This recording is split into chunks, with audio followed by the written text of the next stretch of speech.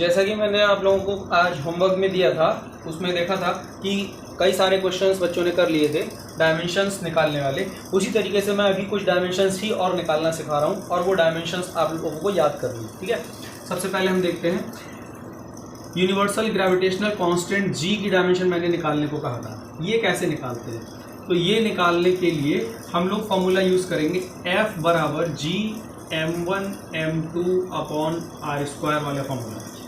तो इससे G बराबर हो जाएगा F R square upon m1 m2। जिन जिन की डायमेंशन पता है सब रखो। फोर्स की डायमेंशन MLT - 2, R एक लेंथ है, लेंथ की डायमेंशन L2 आर स्क्वायर के लिए, M मास है तो मास की M, दूसरा M2 भी मास है उसकी भी M से M की एक पावर कैंसिल, एक पावर वाला M ऊपर जाएगा M-1, L की एक और दो, तीन पावर L3 T-2। ये यूनिवर्सल ग्रेविटेशनल कांस्टेंट जी की डायमेंशन होगी। ठीक है, उसके बाद हम लोग ये ध्यान रखें, देखिए किसी भी टाइप की एनर्जी, वर्क या हीट की डायमेंशन निकालनी हो तो वो तीनों डायमेंशन सेम आएंगी। क्यों? ये याद रखो, देखो जब कभी भी हम वर्क करते हैं तो वो वर्क हमारा इक्वल अमाउंट ऑफ हीट में कन्वर्ट हो जाता है। जैसे तुम लोगों ने फिजिक्स में पढ़ा था, इलेक्ट्रिकल वर्क देते हैं किसी भी डिवाइस को तो वो उसमें हीट की फॉर्म में सेव हो जाता है या हीट प्रोड्यूस करता है। तो जो डायमेंशन हीट की होगी वही डायमेंशन वर्क की भी होगी। अब चाहे वो काइनेटिक एनर्जी हो, चाहे पोटेंशियल एनर्जी हो, चाहे मैकेनिकल वर्क हो, चाहे इलेक्ट्रिकल वर्क हो, चाहे काइनेटिक वर्क हो, चाहे कोई सा वर्क हो, चाहे कोई सी एनर्जी हो, चाहे कोई सी हीट हो, सभी की डायमेंशन क्या आएगी? ML2T-2। अगला देखते हैं moment of torque. Moment of torque सबसे पहले है क्या ये बताता हूं। Torque is nothing but a rotational force. देखो फोर्स क्या कर सकता है? फोर्स किसी भी ऑब्जेक्ट को डिस्प्लेस कर सकता है, अपनी पोजीशन से हटा सकता है, रुके हुए ऑब्जेक्ट को चला सकता है, चले हुए को रोक सकता है, डायरेक्शन मोड़ सकता है। इसके अलावा लेकिन फोर्स का एक और एप्लीकेशन है, फोर्स किसी भी ऑब्जेक्ट को घुमा भी सकता है। हम इस फोर्स को, जो ऑब्जेक्ट को घुमा सकता है, उस फोर्स को रोटेशनल फोर्स या टॉर्क कहते हैं। इसे मोमेंट ऑफ टॉर्क भी कहा जा सकता है। इसका फॉर्मूला होता है force into perpendicular distance r। देखिए अगर कोई ऑब्जेक्ट है, जैसे मान लो ये कोई एक लंबा सा स्केल है, ये स्केल का सेंटर है, तो स्केल के सेंटर पे तुम यहां पे फोर्स लगाओगे तो ये स्केल आगे खिसक के यहां पे आ जाएगा ऐसे। ठीक है, इस तरीके से स्केल यहाँ पे रखा हुआ होगा अगर सेंटर पे फोर्स लगाते हो। और अगर स्केल के सेंटर से थोड़ा सा हटके फोर्स लगाओ ऊपर, तो सेंटर के अबाउट ये स्केल घूम जाएगा। इस तरीके से स्केल इस पोजीशन में आ जाएगा फोर्स की वजह से। ठीक है, एग्जांपल के लिए मैं दिखाता हूं। जैसे ये मार्कर है, इस मार्कर पे मैं इस तरीके से यहां पर फोर्स लगाऊं तो ये मार्कर इस तरीके से आगे बढ़ने लगेगा, घूमेगा नहीं, आगे बढ़ने लगेगा। लेकिन अगर इसके सेंटर से थोड़ा सा दूरी पर फोर्स लगाऊं जैसे, तो ये मार्कर गोल घूम गया। तो ऐसा फोर्स जो रोटेशनल इफेक्ट क्रिएट करा दे वो टॉर्क है। और इस टॉर्क की वैल्यू कितनी होती है? टॉर्क उतना ज्यादा प्रभावी होता है जितना ज्यादा तुम ऊपर से फोर्स लगाओ और वो सेंटर से जितना ज्यादा परपेंडिकुलर डिस्टेंस पे लगे। ठीक है, R। ठीक है, इसीलिए ये फॉर्मूला टॉर्क का आता है, टॉर्क टॉ बराबर F इंटू R। ये मोमेंट ऑफ फोर्स भी कहलाता है। ठीक है, तो इसका फॉर्मूला टॉ बराबर F इंटू R। अब इसकी डायमेंशन क्या आई? फोर्स की डायमेंशन MLT-2 और R की डायमेंशन L।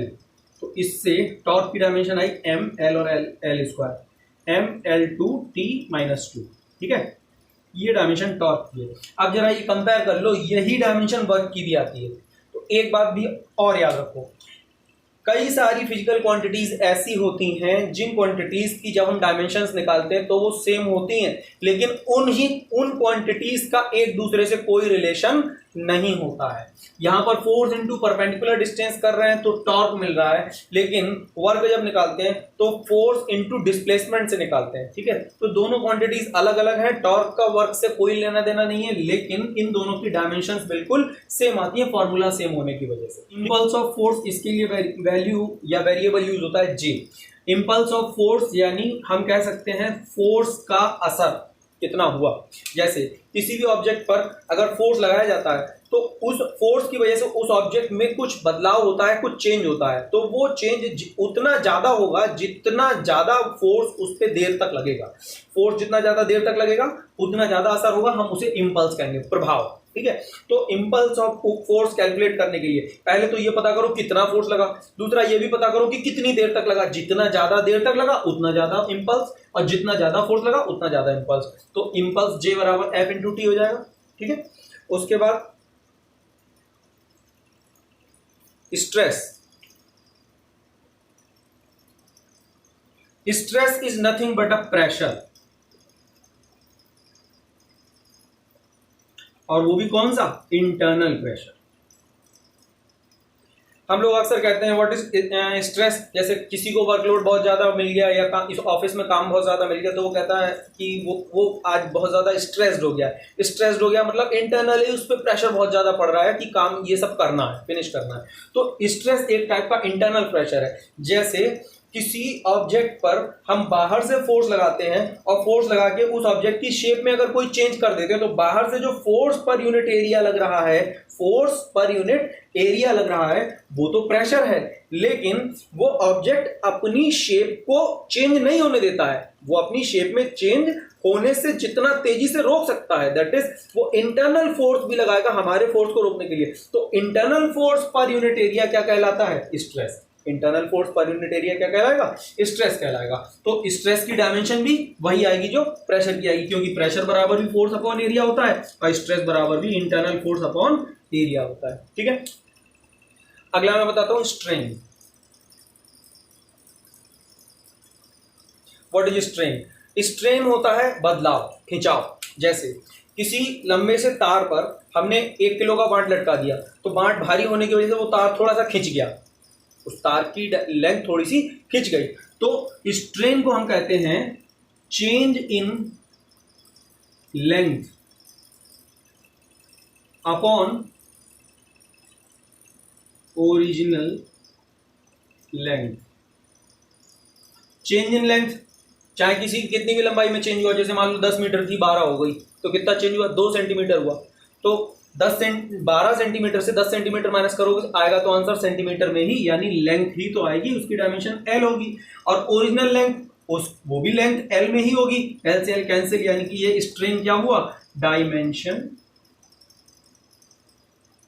लेस। अगला है कोएफिशिएंट ऑफ इलास्टिसिटी। ये हम लोग सेकंड बुक के फर्स्ट चैप्टर में पढ़ेंगे। कोएफिशिएंट ऑफ इलास्टिसिटी क्या चीज होती है, किसी भी ऑब्जेक्ट में इलास्टिसिटी प्रॉपर्टी होती है। इलास्टिसिटी प्रॉपर्टी मतलब कि वो ऑब्जेक्ट अपने ऊपर लगने वाले एक्सटर्नल फोर्स को रेजिस्ट करके अपनी उसी शेप में आने की कोशिश करता है, ठीक है। रेजिस्ट कर सकता है, अपने ऊपर लगने वाले एक्सटर्नल फोर्स को रोक सकता है, अपनी शेप में चेंज नहीं होने देता है, तो उसे हम कहते हैं इलास्टिसिटी। ये इलास्टिसिटी कैसे मेजर की जाती है, जितना ज्यादा ऊपर से तुमने स्ट्रेस लगाया पर यूनिट जितना ज्यादा चेंज हो गया। अगर चेंज बहुत ज्यादा हो गया तो वो रोक ही नहीं पाया। तो इलास्टिसिटी में चेंज यानी स्ट्रेन को नीचे रखा जाएगा। स्ट्रेन ज्यादा हो गया, कोएफिशिएंट ऑफ इलास्टिसिटी कम है, और स्ट्रेन कम हुआ, इलास्टिसिटी कोएफिशिएंट बहुत ज्यादा है। और स्ट्रेस मतलब जितना ज्यादा लोड लगाओगे उतना ज्यादा वो अपने आप को रेजिस्ट कर लेगा। जितना इंटरनली स्ट्रेस वो ज्यादा लगा सकता है अपने आप पर, उतना ज्यादा अपने आप की इलास्टिसिटी को बचा सकता है। अब देखो, स्ट्रेस तो एक टाइप का प्रेशर है, और प्रेशर फोर्स अपॉन एरिया से उसकी डायमेंशन निकालते हैं, तो उसकी डायमेंशन क्या आती है, MLT-2 फोर्स अपॉन एरिया की डायमेंशन L2। ये तो हो गई स्ट्रेस के लिए डायमेंशन। और स्ट्रेन की डायमेंशन मैंने क्या बताई थी, dimension less, L upon L क्या आया था, डायमेंशन लेस। तो इससे क्या हुआ, L से L की power cancel, ML-1 T-2, this will be the dimension of coefficient of elasticity, okay.